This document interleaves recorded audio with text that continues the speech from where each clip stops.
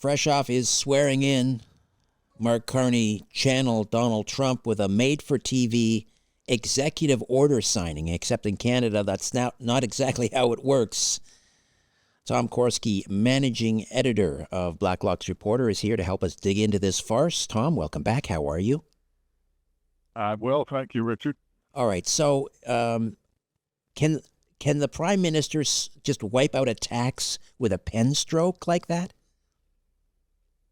No, it doesn't work that way. What the Prime Minister did was he brought in the television cameras and he signed a mysterious document in a red binder. It looked very dramatic. And he said, I've done it immediately. He said, the consumer carbon tax is no more. And everyone applauded. No, it doesn't work that way at all. We are a different country and we have our own laws. How do you eliminate a regulation or change a law in this country? Well, Cabinet has to get together and they have to vote all together and they have to pass what's called an order in council.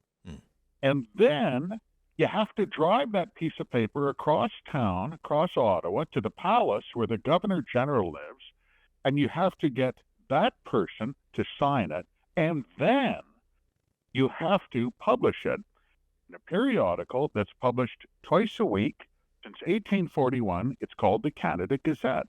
Most people have never heard of it, but if you're federally regulated, this is required reading. Oh, this is a hot number. It comes out every Wednesday and Saturday, and it states what regulations have come into force. This is fundamental, by the way, Richard. This is a requirement. This is a basic, really a civil right. You cannot be governed by secret regulations. You must be governed by regulations that you can plainly read so that when the patrolman pulls you over, you can ask, what's the problem, officer? He will say, well, Highway Traffic Act, you were driving, etc. Everyone knows the scene. None of this involves, I signed a fake order in council. Now, I will say, to the Prime Minister's, to the credit of his staff, they jumped to the pump. After it became obvious, we made inquiries and other media did. And so what are you doing with the fake TV moment? They rushed through an order in council on Saturday night. I can't remember the last time the printers at the Canada Gazette worked overtime on a Saturday night, but they did this time. So what does it say about his leadership? His first act is to sign a document he had no authority to enforce. I mean, did he not read the law, or did he just hope no one else would? I think that's a really compelling question. And I am guessing at the answer because, of course, I'm not Mark Carney's psychoanalyst. It tells me a couple of things. It tells me that Carney, for all his accomplishments in Harvard training and bank experience, knows really nothing about public life and accountability. It also tells me that in his absence of really knowing what public life is like, as any school trustee would, he defers to his communications staff, his political advisors. And I think someone said, Mark, we're going to give you this kind of flashy red binder. We want you to do a big signature, just like that, that guy does in the White House, and make a big announcement, and we're going to get everyone to applaud. We're going to get the headlines. That's the main thing. CBC's going to run that big headline on Friday night. You're going to look great. It's going to be great. And Trump, that was Freudian. And Carney said, great idea, boss. That's not a good sign, Richard. So in other words, you have a man who acknowledges he's somewhat at sea and would not have the grounding to turn to his political aides and say, well, that's not going to wash. Media aren't that stupid. There's going to be someone figured out. I'll look like a donkey. Happen. It's not a good sign. So the real order in council, again, comes from the Governor General, not Carney's pen.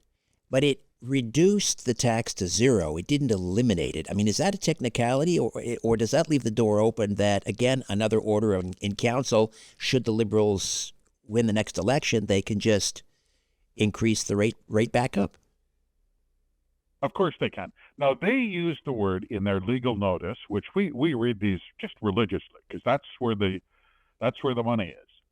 They use the word eliminate. what they meant was they adjusted the rate down to zero. Mm. It's going to cut the price of gasoline 18 cents a liter effective the 31st of March.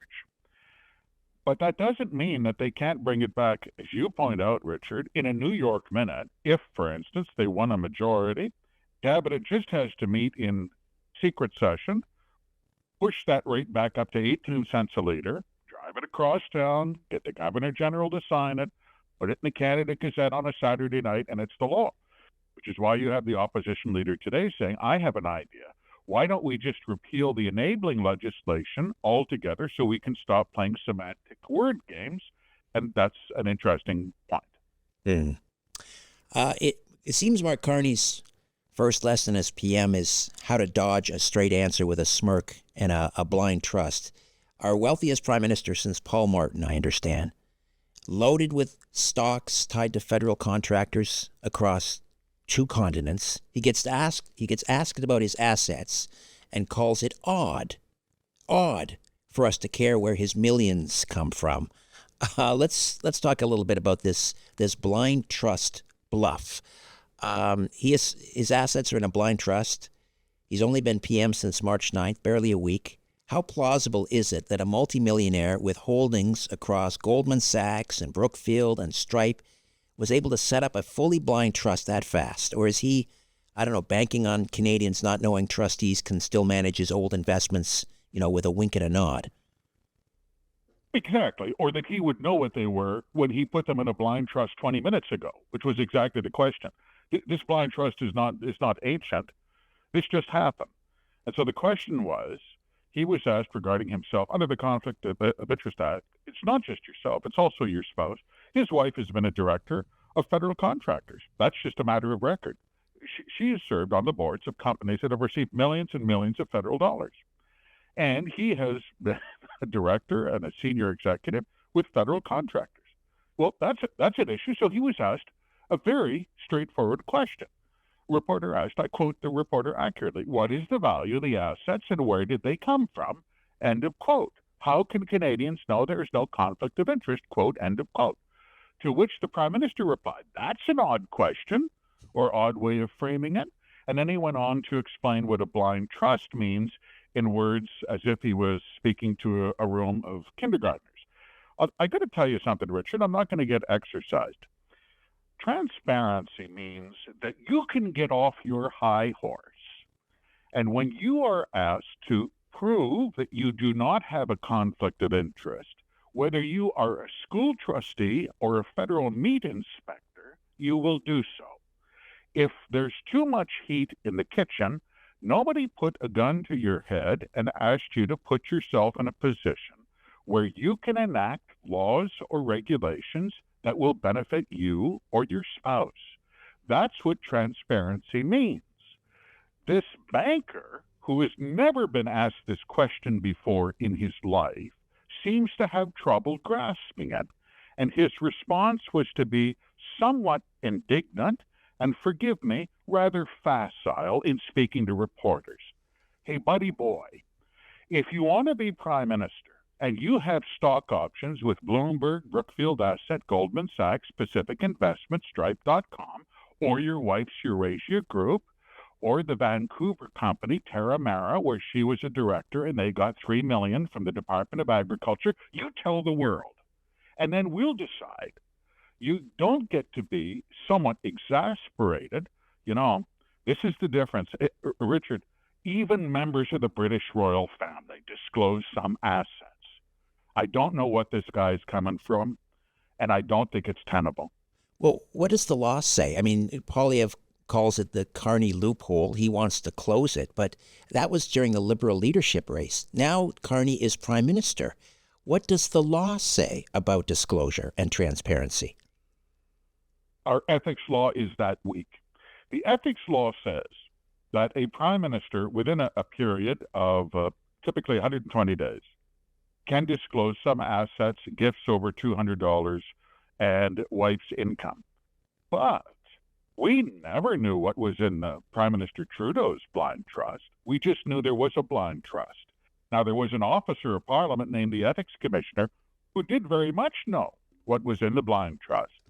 And we assume and have faith that the ethics commissioner, as an officer of Parliament, and therefore all the people of Canada, would report if there were any shenanigans and would tell Trudeau, look, you really should sell your Enbridge shares if you're voting on matters concerning Enbridge, for instance, in a hypothetical. But you will never find out what is in Carney's blind trust. Our ethics laws are not great, Richard. Having said that, as they say in the Public Sector Values and Ethics Code for all federal employees, and I mean to the humblest office holder, the guy who drives the bus, the code says it is not enough that you merely meet the letter of the law. You must go beyond that. As a public employee, a public servant who serves the public, and show to the public that when you conduct business, it is public business and not your own private business. Why would we expect any less of a prime minister than we do the guy who drives the bus? That's Carney's problem. And how can we trust that he's, not steering policy to pad his portfolio while he's in office? Well, you can't. This is the problem. And it's not enough to be indignant or say, as the Prime Minister did today, how dare you? What are you insinuating? You have to get off your high horse when you do public business. And you know what, Richard? It's not because media or taxpayers or radio hosts or commentators are paranoid or engaging in tittle-tattle or conspiracy theories. There have been cabinet ministers and public office holders go to the penitentiary. Let's not fool ourselves. Not everybody who's drawn to public life does it out of the goodness of their heart, a flickering flame of devotion to public service. It's not enough to say, how dare you, sir, question my integrity? You prove your integrity. You tell us all about it. You put it all out there and say, I have nothing to hide. And Carney simply won't do it. I don't know, is it arrogance, or does he genuinely believe, his charm, or maybe, the mainstream media carrying water for him can override basic accountability? Oh, Richard, my 2 cents.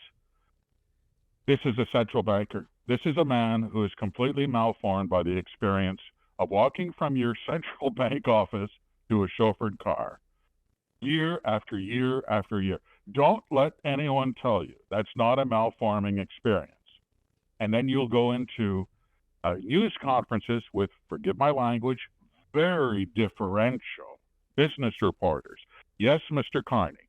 No, Mr. Carney. No one gives a damn about that anymore.